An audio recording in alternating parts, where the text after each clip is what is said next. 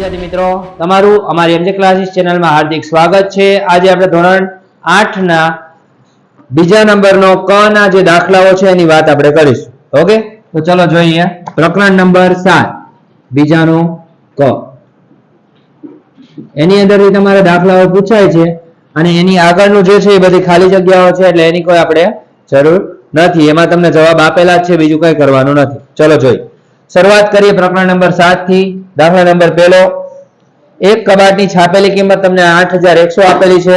વેપારીએ છાપેલી કિંમત પર 10% વળતર આપ્યું હોય તો કેટલું વળતર આપ્યું વળાય તે આપણે ગોતવાનું છે। તો હાવ ઈઝી દાખલો છે, ચલો જો અહીં બોર્ડ ઉપર। તો પહેલા શું કરવાનું, તો તમને અંદર આપેલી છે છાપેલી કિંમત। તો છાપેલી કિંમત તમને આપેલી છે કેટલી છે, તો 8100 રૂપિયા। રેડી? હવે તમને કીધું છે કે એના ઉપર તમારે 10% વળતર આપવાનું છે। કેટલા ટકા? 10%। તો સાવ ઈઝી છે, બીજું કંઈ કરવાની જરૂર નથી। 10% કે એટલે આપણે ગોત લેવાનું વળતર બરાબર 8100 ના 10%, એટલે 10 ના છેદમાં કેટલા આવશે? 100 આવશે। આ મીંડા મીંડા નીકળી જાય એટલે આ 81 ગુણ્યા 10 એટલે તમારું વળતર કેટલું આવશે? 810 રૂપિયા વળતર આવશે। ઓકે, આ તમારો જવાબ આવી ગયો। હવે આપણે એના પછી જોઈએ દાખલા નંબર બીજો। ચલો, દાખલા નંબર બીજામાં શું કરવાનું છે, ચલો અંદર જુઓ।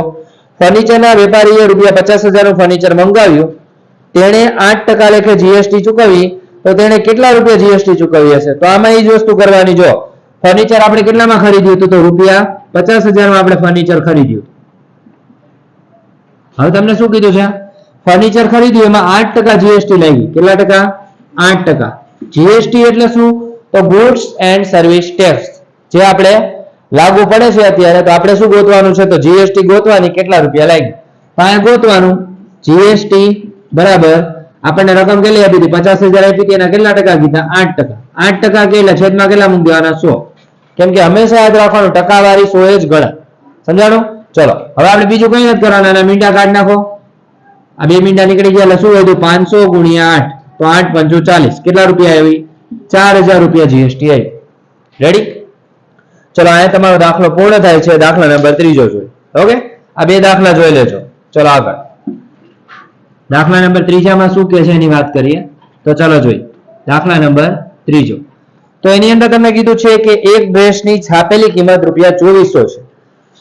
વેપારીએ છાપેલી કિંમત પર 20% વળતર આપે છે, તો વળતરની રકમ શોધો। જે દાખલો તમારે પહેલો હતો એના જેવો દાખલા નંબર ત્રીજો છે। તો આપણે અહીં લખીએ ડ્રેસની છાપેલી કિંમત, અહીં લખીએ ડ્રેસની છાપેલી કિંમત કેટલી છે, તો ₹2400 છે, ₹2400। પછી શું કીધું છે તમને, એના ઉપર તમારે 20% વળતર આપવાનું છે। 20% વળતર તો કેટલા થાય, તો આપણે ગોતીએ। ચલો, વળતર બરાબર તમને જે રકમ આપી હોય એના 20% કરવાના। 20% કરો એટલે નીચે 100 આવી જાય, એ યાદ રાખવાનું। આ મીંડું ગયું, અહીંથી બીજું મીંડું ગયું, 240 ગુણ્યા 2 એટલે 24 480 રૂપિયા એની જીએસટી થશે। રેડી? ચલો જોઈ લઈએ, 480 તમને આન્સર આવી ગયો છે। હવે એના પછીનો દાખલો જોઈએ, દાખલા નંબર ચોથો। એક મશીનની કિંમત ₹48,000 છે, તેના ઉપર 12% લેખે જીએસટી ભરવો પડે, તો જીએસટી ની રકમ ગોતો। આના જેવો દાખલો છે દાખલા નંબર ચોથો। તો ચલો જોઈએ દાખલા નંબર ચોથામાં શું કરવાનું। તો ચલો દાખલા નંબર ચોથો। હવે તમને કીધું છે એક મશીનની કિંમત આપેલી છે, તો અહીં લખીએ મશીનની કિંમત। મશીનની કિંમત કેટલી છે, તો ₹48,000। હવે એની અંદર તમને કીધું છે કે 12% જીએસટી તમારે ભરવી પડશે। 12% જીએસટી, તો આપણે આના 12% કરવાના, તો અહીંયા આપણે ગોતી લઈએ। ચલો, જીએસટી બરાબર 48,000 ના 12% ગુણ્યા 12 છેદમાં આવશે 100, બે મીંડા નીકળી ગયા, વધ્યા શું? 480 ગુણ્યા 12। હવે આ બંનેનો ગુણાકાર કરી નાખી એટલે આપણે આપણો જવાબ મળી જશે। તો 480 ગુણ્યા 12 કરો, 0 0 8 ના 8 4 ના 4, બે આને ગુણો એટલે 0 8 2 16 નો છગડો વધી 1, 4 2 8 ને 1 9, 0 6 8 2 16 અને 17 નો 7 વધી 1, કેટલા આવ્યા? 5760। 5760 રૂપિયા એની જીએસટી આવે છે। ચલો અહીંયા તમારે 5760 મળી ગયા। ઓકે વિદ્યાર્થી મિત્રો, અહીંયા તમારા બીજાનો ક પૂર્ણ થાય છે, પ્રકરણ નંબર 7।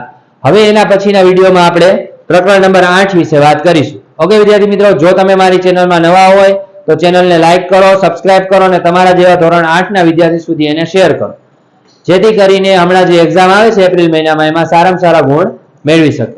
ઓકે વિદ્યાર્થી મિત્રો, થેન્ક યુ સો મચ। જય હિન્દ, જય ભારત।